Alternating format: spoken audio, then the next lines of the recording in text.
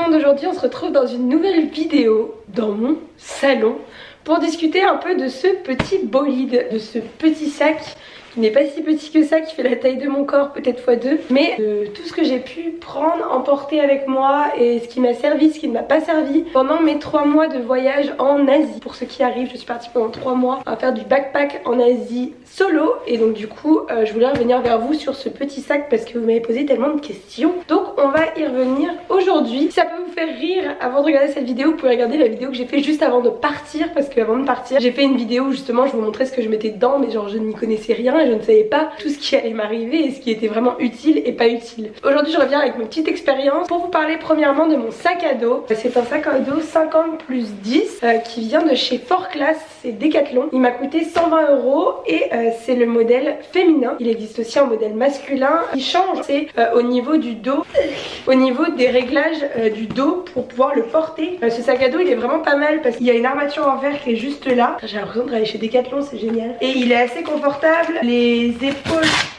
se règlent comme ça. Moi il est au maximum de la hauteur, enfin le plus haut possible. Et c'est pour ça que je vous conseille, si vous êtes une fille, de prendre un féminin. Après j'ai rencontré des filles qui avaient un masculin et qui m'ont dit que ça changeait pas grand chose. Moi je trouve qu'au niveau de la portée du sac, le féminin est vraiment pas mal. Et comme vous pouvez le voir, on va enlever ça. Comme vous pouvez le voir, voilà, vous pouvez le descendre. Donc voilà, c'est juste pour l'ajuster, pour le régler le mieux possible en fonction de votre morphologie. Un petit tips aussi, pour ceux qui n'ont jamais voyagé avec un backpack et qui ne le savent pas, quand vous utilisez votre backpack et vous le portez sur le dos, s'il vous plaît, mettez ça, vous le serrez au niveau de vos hanches et en fait, à partir du moment où vous avez mis ça, vous ne sentez plus le sac sur votre dos. Je l'ai compris assez tard, donc je préfère le préciser maintenant parce que une fois qu'on a compris ça, ça sauve la vie et le sac paraît beaucoup moins lourd. Toujours concernant ce sac à dos, sachez que le mien faisait entre 13, 14, 15 kilos. Je pense qu'il peut contenir un maximum, enfin ça dépend ce que vous mettez dedans après, hein, mais avec les habits etc, 14-15 kilos c'est bien le maximum que j'ai pu faire, en tout cas de mon côté. Il est très pratique ce sac. Le seul petit bémol c'est qu'il ne passe pas en cabine et qu'il faut le mettre en soute. Donc si vous pensez que vous n'avez pas besoin d'un sac aussi grand, moi je vous conseille de prendre la taille en dessous. Je me souviens plus c'est un combien, mais vous allez le voir si vous allez chez Decathlon. Et la taille en dessous passe en cabine. Vous avez également une taille au dessus. Je savais pas trop quoi prendre quand je suis partie. Je pense qu'un 50+10 c'est largement suffisant. Donc pour ceux qui ne comprennent pas, 50 litres c'est la contenance du sac. 10 c'est ce que vous pouvez mettre dans cette partie là, qui n'est pas le sac à dos mais qui est genre la partie au dessus, et puis tous les rangements etc. Je pense que c'est ça, je suis pas sûre à 30%, et de ce que j'ai entendu c'est ça. Ce sac est vraiment hyper méga pratique. Moi j'étais trop contente de l'avoir. En tout cas c'est le sac idéal pour voyager comme ça. Je me suis rendu compte qu'il y avait plein de pochettes que j'ignorais quand je l'ai acheté. Au fur et à mesure du temps, les premières pochettes que vous avez c'est sur les côtés. Donc vous avez une pochette de ce côté là, une pochette de ce côté là. Vous avez une petite pochette qui est ici,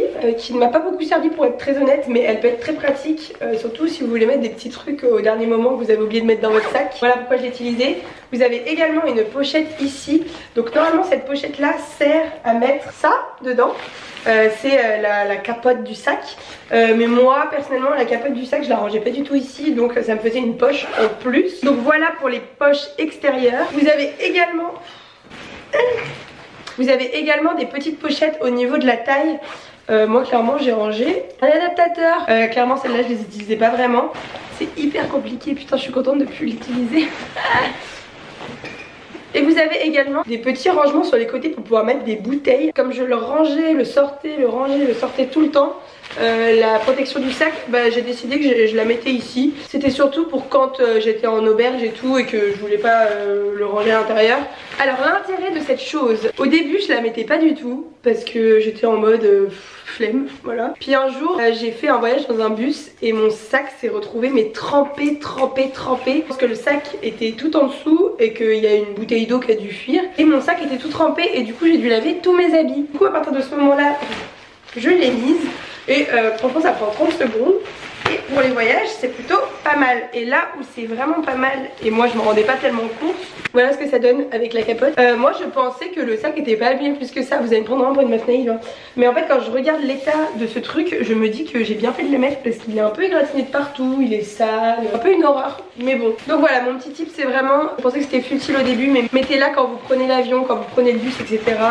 Ça prend 2 secondes et c'est très utile parfois. Alors, parlons un peu du contenu de ce sac. Je n'ai toujours pas ouvert mon sac depuis que je suis arrivée, j'attendais de le faire avec vous parce que j'avais envie de revenir vers vous sur pas mal de choses, ce qui m'a vraiment servi, ce qui m'a pas du tout servi, ce que j'aurais aimé avoir. Dans un premier temps, qui ont vu ma vidéo d'avant, moi j'ai pas du tout eu d'organisation au niveau de mes fringues dans les sachets. Donc déjà sachez que je suis même partie sans sac de linge sale.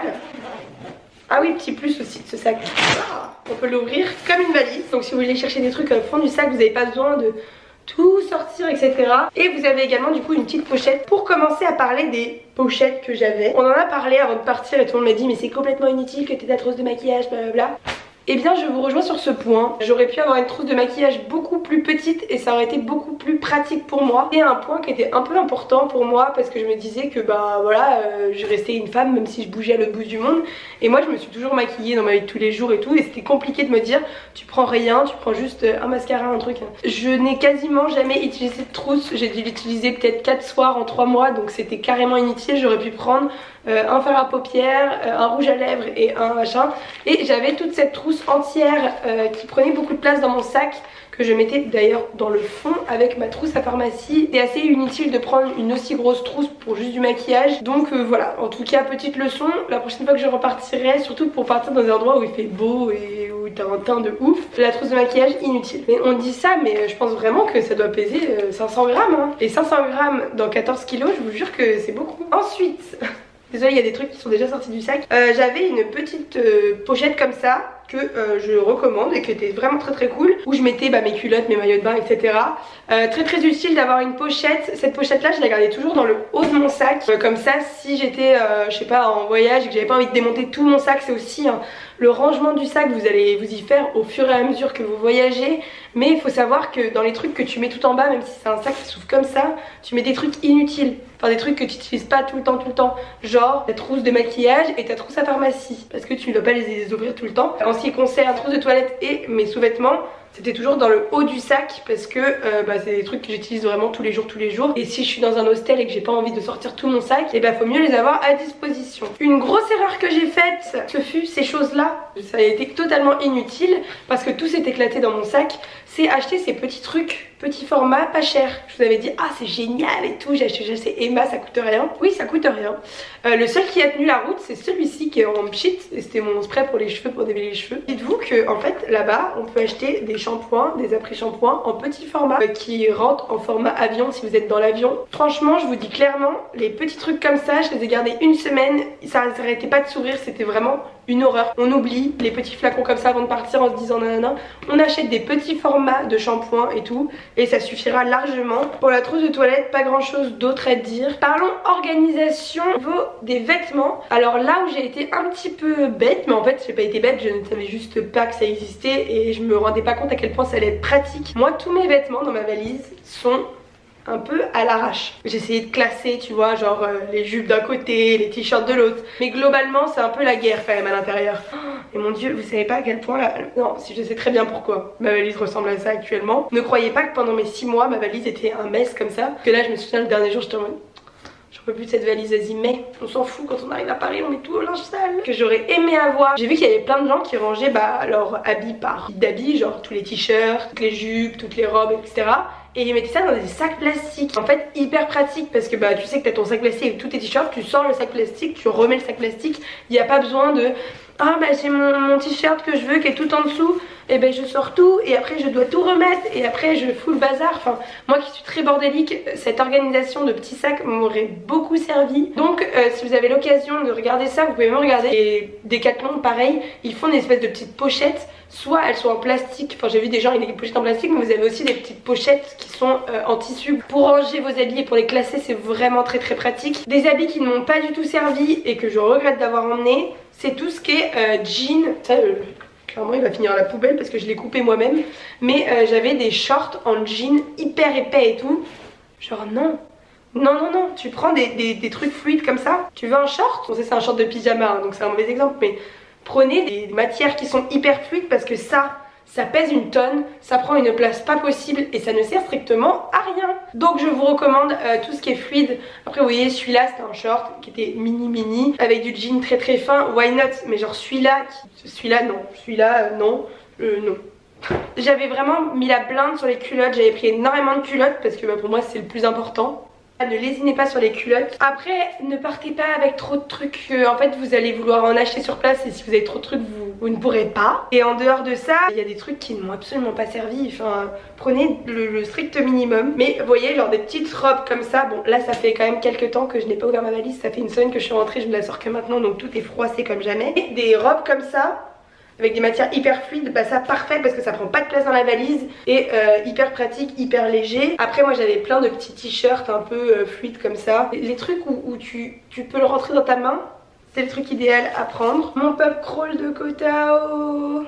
Après un exemple typique du truc que je n'ai pas utilisé, j'avais pris une petite robe comme ça, toute mignonne. Elle prenait pas de place hein, donc c'était pas non plus très grave de l'avoir. Mais clairement je l'ai pas utilisée. C'est des manches longues. Donc non, j'ai dû la mettre peut-être une fois. Et encore une fois j'étais en train de mourir dedans. Je vous conseille quand même, parce que je vous dis depuis tout à l'heure de prendre des petits trucs, je vous conseille quand même de prendre au moins 2 t-shirts avec des manches. Surtout si vous allez en Birmanie etc, prenez des t-shirts. Parce qu'il y a certains pays où tu peux pas trop te balader avec des manches comme ça, donc prenez des t-shirts. Pareil dans les pantalons, j'avais ramené un jean. Pourquoi? Les jeans on oublie aussi. Les jeans c'est inutile. Prenez des pantalons fluides comme ça, pantalons fluides long, mais le jean je l'ai donné à mes potes. J'ai croisé des potes sur ma route, je leur ai dit prends mon jean, je n'ai aucune utilité, ça fait 2 mois que j'étais là, je n'avais jamais mis de jean, mais pourquoi faire? Il fait 30 degrés, tu ne mets pas de jean l'été, donc ne prends pas de jean, ça a été mon erreur aussi. Voilà, des pantalons fluides, les jupes longues aussi, pas mal. Genre celle-ci, hyper pratique parce que elle prend vraiment pas de place, mais ça reste une jupe longue, un peu jolie et tout, donc voilà. Voilà, c'est de ça que je te parlais tout à l'heure. Short fluide. J'avais 2 pulls. J'avais celui-ci qui est un pull tout simple qui prend pas de place, et j'en avais un noir qui était assez long. Pareil pour l'avion et tout, c'est pas mal d'avoir au moins un pull, mais en vrai un seul pull ça suffit. Sinon pour l'avion moi j'avais mon sweat que vous avez dû voir pas mal de fois si vous regardez mes stories sur Instagram, parce que je trouvais ça plus cosy, plus pratique d'avoir un sweat. Ce sweat ne rentrait pas dans ma valise, donc généralement je l'accrochais ici avec les petites attaches qui sont là. Donc voilà avec quoi je me suis retrouvée. Ça c'est mon sac de l'install. Il y a juste des affaires, rien de très intéressant en tout cas pour le contenu de la vidéo. Et pareil, moi je me suis retrouvée avec des sacs plastiques à chaque fois, c'était pas du tout pratique. Prenez un sac pour votre linge sale. On continue, j'avais acheté ça et je vous avais dit c'est génial. Donc c'est un, vous savez le petit caouette chez Uniqlo avec la capuche et tout. Et il est tout petit, il est pratique à mettre dans la valise et tout. Et en réalité je l'ai quasiment jamais utilisé. Je sais pas si c'était vraiment un bon investissement. Le truc c'est que hyper bien, c'est hyper léger, ça prend pas de place mais ça tient hyper chaud. Donc en fait quand on part dans un pays chaud, même s'il pleut, que t'es content parce que t'as une capuche, c'est pas très utile. Donc moi je vous conseillerais plutôt de prendre un caouet tout court et de pas prendre une doudoune. Elle ne m'a pas été du tout d'une grande utilité. En ce qui concerne les chaussures, 4 paires de chaussures. Donc j'avais mes Vans que j'ai mis pendant tout mon voyage, mes chaussures d'aller tous les jours. J'avais mes tongs Havaianas, très utiles, les tongs très utiles, hein, ne les oubliez pas. Et j'avais mes baskets pour faire de la randonnée, des treks, etc. Ça aurait suffi. J'avais également des sandales que je n'ai jamais mis. Je ne les ai jamais mises. Elles sont restées dans mon sac pendant 3 mois. Je ne les ai jamais portées. Donc une paire de tongs, une paire de baskets, une paire de chaussures de tous les jours, ça suffit largement. J'ai également pris une petite serviette de chez Decathlon, la taille moyenne. C'est utile. En vrai dans tous les hostels que j'ai fait il y a toujours eu des serviettes, mais pour aller à la plage etc c'est utile, mais vous n'allez pas l'utiliser tous les jours quoi. Et je pense que c'est tout ce que j'avais dans mon sac hein. Concernant la trousse de médicaments etc, je suis assez mitigée sur ce que j'ai pris parce qu'il y a plein de trucs qui m'ont absolument pas servi. Allez chez votre pharmacien et dites-lui je pars, qu'est-ce que je peux prendre. Il y avait un truc que j'avais pas et je me suis dit mais comment j'ai fait pour ne pas prendre ça. J'avais rien contre les mal de ventre, le vomissement et tout. Je pars en Asie où je peux avoir plein d'intoxications alimentaires et je ne prends rien pour le mal de ventre. J'avais juste pris du Doliprane, j'avais de l'Advil, enfin donc ouais, faites quand même plus attention que moi quand vous partez, même si en réalité vous allez toujours trouver quelqu'un qui va pouvoir vous dépanner si vous cherchez quelque chose. L'Aspivenin, je l'ai pris mais franchement ça sert à rien les gars. Si vous faites piquer par un truc qui va vraiment vous faire mal, vous en aurez rien à faire. Très important, l'anti-moustique et l'Apaisil. Ça m'a vraiment beaucoup servi. Les Doliprane, ne lésinez pas sur les Doliprane, prenez, enfin ou de l'aspirine, ça dépend ce que vous prenez. J'ai la chance de ne jamais avoir mal au ventre quand j'ai mes règles et je prends des Spasfon, j'en ai genre 3 boîtes. Et aussi je me suis rendu compte que genre j'avais pas mal de produits qui étaient périmés parce que j'ai repris mes médicaments que j'ai dans ma trousse à pharmacie, mais comme je ne suis jamais malade, voilà, je me suis retrouvée avec des trucs, en fait j'avais que des trucs qui n'ont pas du tout servi et les trucs utiles je les avais pas. Pour votre trousse à pharmacie, allez chez votre pharmacien, dites-lui je pars, il vous donne tout ce qu'il faut pour survivre si vous n'avez pas une pharmacie juste à côté de chez vous. Et voilà, je crois qu'on a fait le tour les cocos. Moi je pensais que ça allait vraiment être un truc qui allait me traumatiser, c'était mon traumatisme d'ailleurs avant de partir, de me dire que j'allais mettre les mêmes vêtements pendant 3 mois. Donc c'est sûr que quand tu rentres en France, et là tu vois j'ai un autre pantalon, j'ai un autre t-shirt, des trucs hyper simples, mais genre juste retrouver ta garde-robe c'est juste la meilleure chose au monde quand t'as voyagé pendant 3 mois. Mais c'est totalement vivable. Non mais ça paraît hyper bête. Moi c'était vraiment un truc qui était genre chiant pour moi parce que je le vivais hyper mal de me dire que j'allais mettre les mêmes habits pendant 3 mois. Et en vrai, j'ai acheté plein de trucs pendant le voyage. Ça c'est nouveau, ça c'est nouveau, ça c'est nouveau, ça aussi c'est nouveau, ça c'est nouveau. Et bien parce que je vous ai dit, j'ai rien acheté moi pendant mon voyage. C'est nouveau, ça c'est nouveau, ça c'est nouveau. En fait j'ai acheté plein de trucs pendant mon voyage. Ne prenez pas trop avant de partir parce que vous allez être gavés de mettre les mêmes affaires pendant 3 mois. Mais en vrai, vous allez acheter des nouveaux trucs et au pire, c'est pas la fin du monde, je vous jure. Je sais pas si cette vidéo aurait été ce que vous attendiez de la vidéo de mon sac. Je suis pas une pro, je peux pas vous donner tous les meilleurs conseils du monde parce que je pense pas être la meilleure du monde. J'ai juste ma petite expérience de 3 mois. J'ai essayé de vous dire un maximum. Ce petit bébé va être rangé. On le ressortira bientôt, vous inquiétez pas. Les gars, vous vous rendez pas compte, mais le sac c'est vraiment la chose la plus contraignante, la plus chiante, la plus embêtante à faire. On le défait, on le fait tout le temps. Donc si vous voulez avant de partir, essayez d'avoir une meilleure organisation que moi. Utilisez un peu mes petits conseils s'ils ont été un peu constructifs. Vraiment, ce qu'il faut retenir c'est que ce sac est vraiment très cool pour partir. Les Fort Class c'est une qualité qui est vraiment bien. Donc je vous le conseille. Je vous mets dans tous les cas le lien de ce sac en barre d'infos. J'espère que cette petite vidéo vous aura plu et je vous dis à très vite